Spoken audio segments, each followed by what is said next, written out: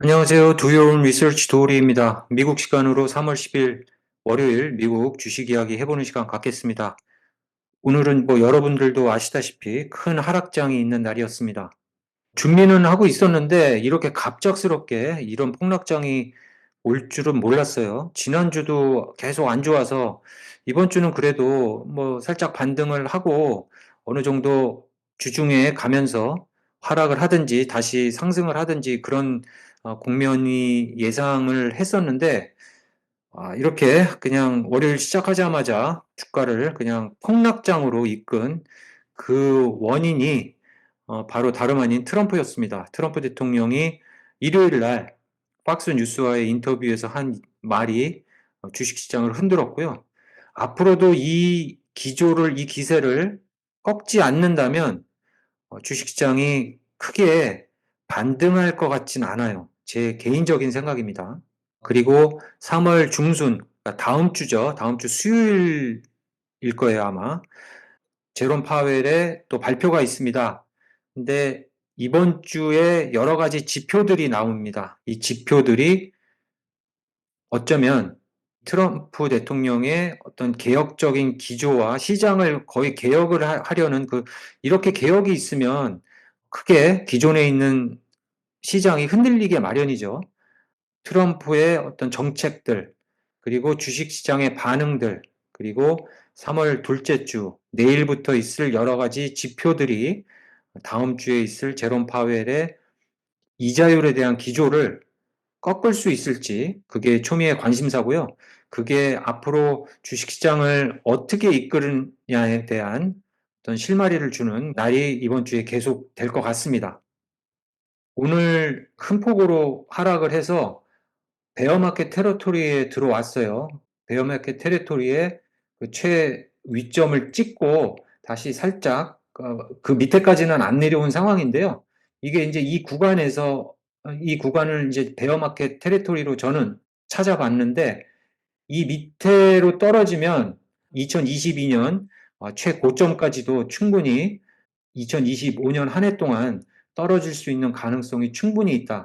그래서 이 구간에서 반등을 해서 이 구간을 치고 위로 올라가야 어쩐 상승 모드를 타지 않나. 그래서 지금 현 상황은 상당히 암울한 상황입니다. 이 구간이 그렇게 짧은 구간이 아닙니다. 근데 상당히 빠른 시간 안에 내려와서 어떤 반등의 어떤 모멘텀도 있을 수 있겠지만 오늘 찍은 이 선을 어느 정도 벗어나야 그래도 안심을 할 수 있겠다라고 보여집니다. 저는 사실 2022년을 좀 예를 들어서 지난 방송에 말씀을 드렸었는데 쭉 이렇게 한 해 동안 흘러내려가면서 반등을 다시 한 이런 것을 생각을 했는데요. 이렇게 그냥 갑자기 그냥 수직 낙하를 하는 순간이 올지는 상상을 못했습니다. 수직 낙하가 크면 클수록 다시 반등하는 이 곡선도 아주 가파를 거라고 안도하는 측면에서 한번 말씀을 드려봅니다. 이번 주에 나오는 지표들을 보면서 다음 주에 페드 발표를 한번 좀 조심스럽게 기다려보는 그런 상황이 필요할 것 같아요. 오늘 이코노믹 데이터가 뉴욕 페드에서 발표가 됐습니다. 미드텀은 3.1, 0.1%가 올랐고요. 그 다음에 롱텀으로 봤을 때 3 year and 5 horizon year horizon으로 봤을 때 3.0%가 이제 February 2월 달에 그 치수로 발표가 됐는데 페드가 지금 얘기하는 거는 2%대까지 얘기를 하고 있기 때문에 아직은 높은 거죠. 그리고 0.1%가 미드텀 포인트로 약간 상승한 것도 기분이 좋지는 않습니다.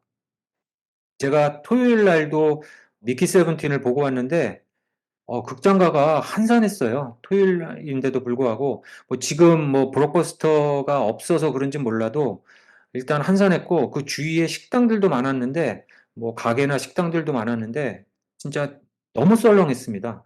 그래서 실 체감 경기가 상당히 좋지 않구나. 그리고 사람들이 앞으로 있을 관세 때문에 올라갈 물가에 좀 상당히 걱정을 하면서 지금 물가도 그렇게 낮지가 않아요. 사실 코비드 때 치솟았던 물가가 떨어지진 않았습니다. 그 물가 위에서 지금 3%대로 계속 평균적으로 매년 올라가고 있는 상황이라고 보시면 돼요. 그리고 뭐 계란값이라든가 이런 것들이 갑자기 폭등을 하면서 이 식료품 가격이 지금 폭등을 하고 있는 상황인데다가 엎친 데 덮친 격으로 트럼프는 이 관세 정책을 밀고 나가려고 하는 어떤 이런 여러 가지 안 좋은 것들이, 혹자는 트럼프가 일부러 리세션을 유도를 하는 게 아니냐, 이자율을 낮추기 위해서.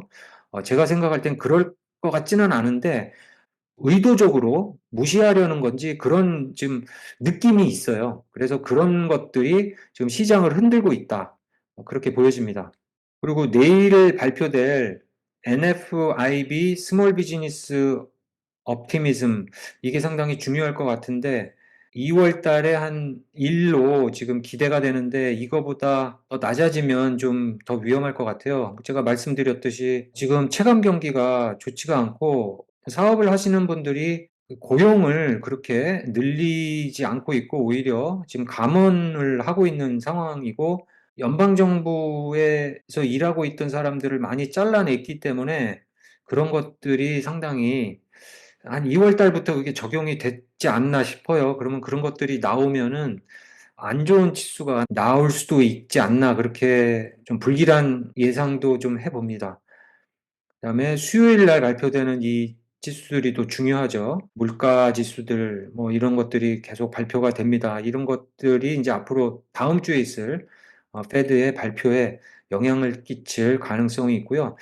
좋게 나오는 것도 문제고 나쁘게 나오는 것도 문제입니다. 일단 나쁘게 나오면 엎친 데 덮친 격으로 지금 관세 때문에 앞으로 미래에 있을 4월 이후에 있을 그런 또 실물 경제도 영향을 받는다고 생각해서 더 떨어질 수도 있고, 아니면은 안 좋게 나오면 다음 주에 있을 페드의 제롬 파웰이 입장을 바꿀 수 있다는 어떤 기대감에 또 주식장이 상승할 수도 있기 때문에 지금으로서는 지켜보는 게 중요하죠. 제롬 파웰이 본인이 기조를 지키겠다고 한 말들을 반대로 뒤집은 경우가 상당히 많기 때문에 제롬 파웰이 트럼프가 망쳐놓은 주식시장을 본인이 살리겠다 하는 어떤 이런 영웅 심리가 발동해서 본인의 입장을 뒤집는다든지 이럴 가능성도 충분히 있습니다. 여태까지 그런 전력이 있기 때문에.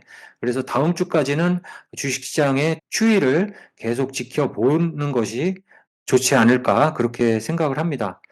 목요일 날은 PPI가 나오고 금요일 날은 마지막으로 미시간 대학에서 발표하는 소비자들의 어떤 심리 같은 게 이제 63.9%로 기대가 되는데 그 전보다 더 떨어졌죠. 근데 이거보다 아마 더 떨어질 가능성도 있어요. 그렇게 되면은 또 주식시장이 떨어질 가능성도 있고, 여러 가지 지금 앞으로 닥칠 이런 것들에 따라서 지금 떨어졌던 주식시장이 반등 못하고 다시 더 흘러내릴 수 있는 그런 가망성이 있다고, 아직은 안심할 때가 아니다, 아직은 바닥이 아니다라고 저는 개인적으로 생각을 하고 있습니다. 문제 인터뷰죠. 한번 같이 들어보시겠습니다. And there are always periods of, it takes a little time. It takes a little time. alluding to. Look, what I have to do is build a strong. 그래서 단기간의 아픔, 고통, 이 단기간이 얼마나 되느냐, 그거는 모르겠어요. 그렇지만 트럼프가 추진하는 이 개혁은 이 단기간 개혁이 아니에요. 나중에 롱텀을 봤을 때 주식시장에 엄청나게 이익이 되는데 그 전까지의 고통이 얼마나 되느냐는 아직 확실하게 정해진 것이 아닙니다. 그래서 이게 지금 현재로서는 아주 불안한 것이죠. 제 생각에선 이 개혁이 성공을 하려면 어느 정도 시간이 필요하다, 그렇게 보고 있어요. 최소 1년은 걸리지 않을까라는 게 개인적인 생각이고요. 중도에 만약에 포기하는 경우가 아니면 제가 볼 때는 좀 이런 하락장의 고통이 좀 더 진행이 되지 않을까, 그렇게 저는 보고 있고요. 그럴 때마다 말씀드리지만 롱텀을 보고 길게 하락하는 그런 장을 대비하면서 조금씩 조금씩 담아가는 기회로 저는 보고 있습니다. 테슬라 오늘 15% 떨어졌고요. 장 후에도 3% 떨어져서 거의 200불대까지 왔어요. 그리고 200불 밑에에서는 제가 볼 때는 100불 언저리까지도 갈 수 있는 지금 상황에서는 그런 가능성이 생겼다고 봅니다. 저는 지금이 기회라고 생각을 합니다. 테슬라에. 그렇지만 그 반등의 모멘텀은 아직은 시간이 걸린다라고 저는 개인적으로 생각을 하기 때문에 급하게 안 사고 좀 천천히 보면서 욕심 같아서는 100불 언저리까지도 평단을 또 더 낮출 수 있는 그런 기회라고 또 반대로 이렇게 생각해 보면 좋은 기회이지 않을까 그렇게 또 생각을 해봅니다. 그래서 일단 4월 달에 실적 발표가 있어요. 근데 그 실적 발표가 그렇게 잘 나올 것 같진 않습니다. 하지만 또 실적 발표를 하면서 일론 머스크가 뭐 깜짝 발표는 할 수가 있습니다. 그렇지만 그 깜짝 발표도 오래 갈 것 같진 않아요. 그래서 지금 2025년도는 주식시장뿐만이 아니고 테슬라에는 더 위험한 시기다. 그렇지만은 일생일대의 기회다라고 생각을 합니다. 지금 테슬라에 대한 비상식적인 공격들이 여기저기서 많이 진행이 되고 있습니다.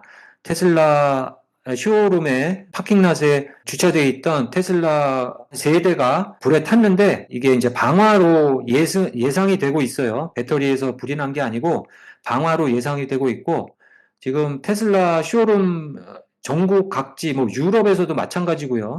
시위가 매장 앞에서 막 진행이 되고 있습니다. 테슬라 차에 대한 이 밴들리즘도 상당히 우려스러운 상황이고요. 이런 테슬라의 공격이 주식에도 충분히 공격이 들어간다고 보고 있고요. 지금 그런 우려스러운 상황이고, 테슬라에 대한 이런 시위라든가 이 밴들리즘 같은 거의 뒤에는 조직적인 정치 세력들이 있다라는 것이 지금 일론 머스크가 오늘 있는 것 같다라고 발표를 했죠.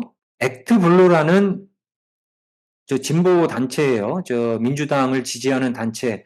근데 이 액트 블루에 엄청난 지원을 조지 소로스도 하고 있고요. 리드 하프만도 하고 있고, 알버트 샌들러, 빌리언에어들이 도네이션을 하고 있는 액트 블루라는 조직에서 조직적으로 전국에 있는 테슬라 시위를 주도하고 있다는 게 일론 머스크의 주장입니다. 거기 웹사이트에 들어가서 보면 어느 메시에 뭐가 있다, 어떻게 해라, 무슨 사인을 만들어라, 뭐 이런 것들이 상세하게 나와 있다 그러고요.